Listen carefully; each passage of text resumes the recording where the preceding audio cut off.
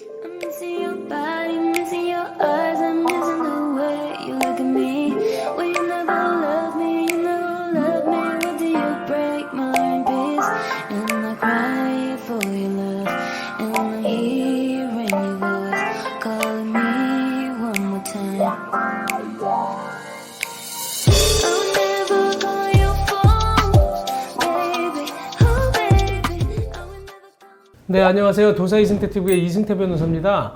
아이고, 또 얘기 복잡한 얘기인데, 임대차인데요. 이거 어려워요. 임대차가 항상.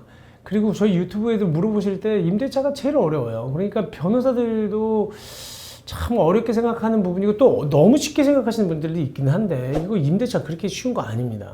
그래서 이번에는 무슨 얘기냐면, 임차인이 한 명, 임대인이 한 명이면 상관없는데, 임차인이 두 명이거나 임대인이 두 명일 때 내가 계약을 거절하겠다. 그러니까 갱신 거절하겠다. 아니면 갱신을 요구하는 행위. 그 다음에 계약을 해지하겠다. 이거 누구한테 해야 되느냐? 한 명한테만 하면 되느냐? 그 나중에 이제 분쟁이 생겼을 때 문제가 되는 거거든요.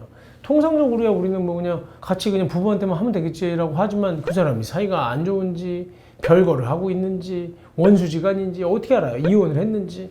그러다 보니까 이제 이런 문제들을 정확하게 알아야 되는 거예요. 먼저 기본적으로 임대차 계약에 대해서 관계되는 우리 조문 두 개만 좀 보고 갈게요. 민법 265조를 보면 공유물의 관리에 관한 사항, 공유물이라고 하는 건 지분이죠. 2분의 1, 저랑 만약에 와이프랑 같은 집을 갖고 있으면 그건 공유물이에요.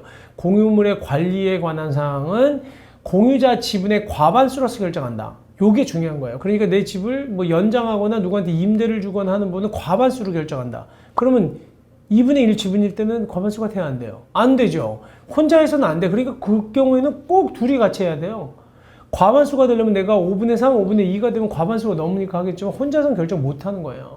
여기에 이제 먼저 중요한 포인트가 있고요. 두 번째는 우리 민법 547조에는 계약의 해지와 해제, 이 계약의 해지나 해제는 불가분성이 있다. 이게 계약을 없는 것으로 해버리려고 하면 한 사람은 계약이 있고 한 사람은 계약이 없을 수 없다는 거예요. 그렇기 때문에 불가분성이다. 그래서 조문을 보면 당사자의 일방 또는 쌍방이 수인 여러 명인 경우에는 계약의 해지나 해제는 그 전원으로부터 또 그 전원에 대해서 해야 된다. 양쪽이 여러 명 있을 때는 양쪽도 여러 명으로부터 여러 명에게 해야 된다. 전원에 대해서 해야 된다. 어떻게 보면 여러 명은 수인인 경우는 여러 명이 맞지만 이건 전원이 맞죠. 그러니까 전원으로부터 전원에 대해서 해야 된다. 사례를 바로 보면서 얘기를 할까요? 임대인이 두 명, 임차인이 한 명이에요. 그럼 계약을 해지하려고 그래. 계약을 해지하려고 그럴 때는 당사자가 수인이잖아요.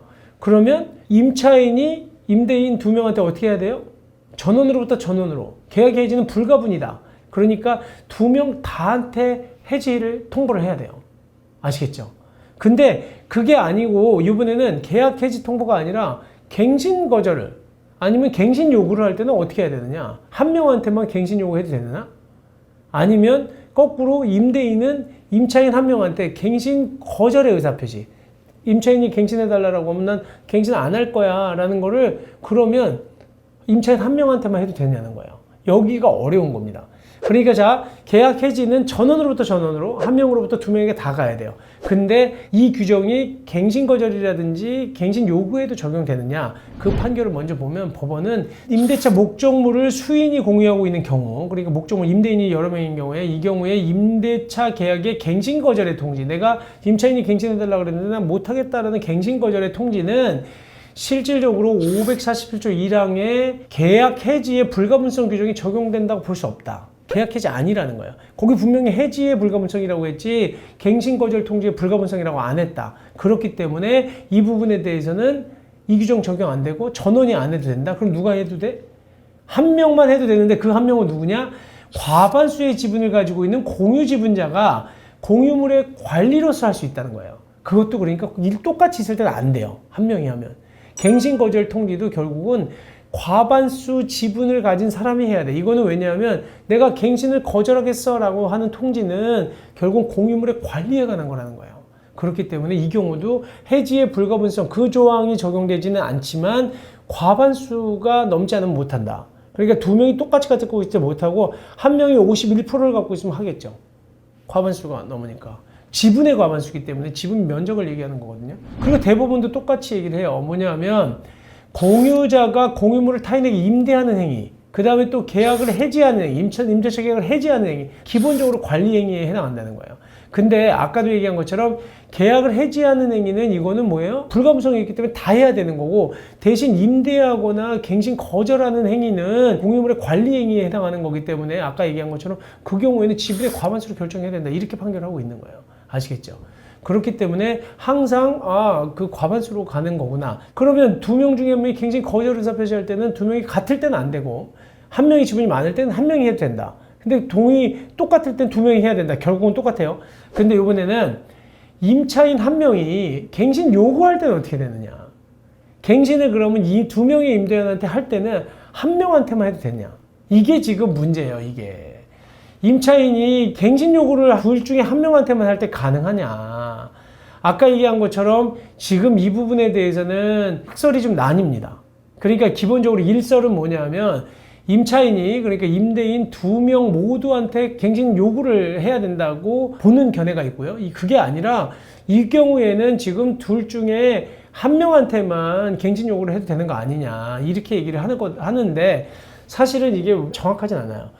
대신 만약에 아까도 얘기한 것처럼 과반수 지분권자의 한 명한테만 통지를 했다 그러면 가능하겠죠. 이거는 관리 권한이 있는 사람한테만 통지했기 때문에. 그럼 그 사람은 그 갱신 요구 통지를 받았으면 갱신 거절의 의사표시를 하지 않은 것도 관리자가 알아서 한 거니까, 관리 권한이 있는 사람이 하지 않은 거니까 그 경우에는 그냥 적법한 갱신 요구권이 될 거예요. 근데 이 사람이 혼자 관리할 수 없는 사람한테 그냥 걔한테만 갱신 요구를 했어요. 근데 다른 사람은 나는 갱신 하고 싶은 생각이 없었거든요.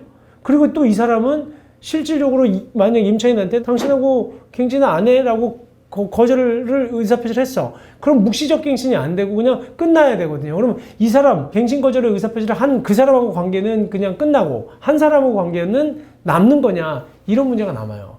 그래서 이게 굉장히 어려워요. 혼란스럽죠.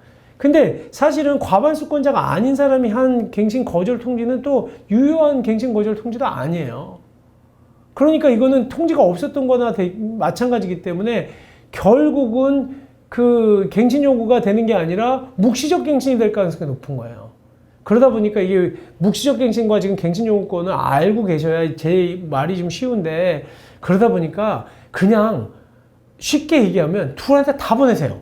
다시 얘기해드리면 임차인이 갱신 요구를 하는 게 과반수 지분권자한테 갱신 요구를 하면 이게 실질적으로 적법한 갱신 요구로 받아질 가능성이 높지만, 그리고 또 지분이 작은 사람한테만 통보했을 때는 갱신 요구권을 적법하게 행사하지 않았다고 볼 가능성이 높다는 거예요.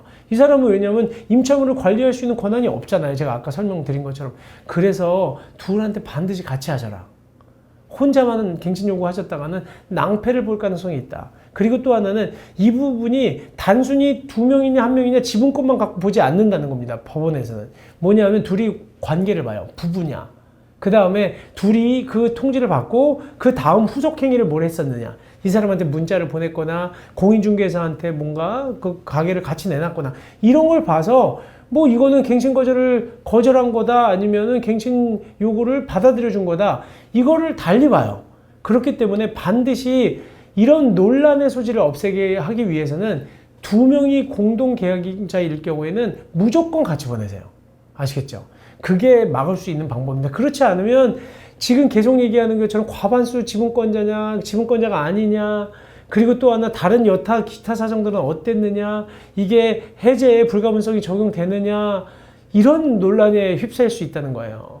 그렇기 때문에 제가 오늘 얘기 다 어려울 수 있습니다. 중간 얘기는 앞부분은 좀 쉬운데 그나마 이해 가시는데, 이게 뒤로 넘어가면 좀 어려웠거든요. 그러니까 무조건 임대인이 두 명이면 임차인은 어떻게 해라? 둘한테 같이 보내라. 이것만 아셔도 훨씬 더 편하실 수 있어요. 그거 안 하셨으면 나중에 기억나면 바로 하세요. 정 안 됐다라고 하면 그때는 자료 갖고 와보세요. 그러면 저희가 이게 정확하게 구별해 드릴게요. 혼자 판단하지 마시고요. 네, 오늘 방송은 이것으로 마치도록 하겠습니다.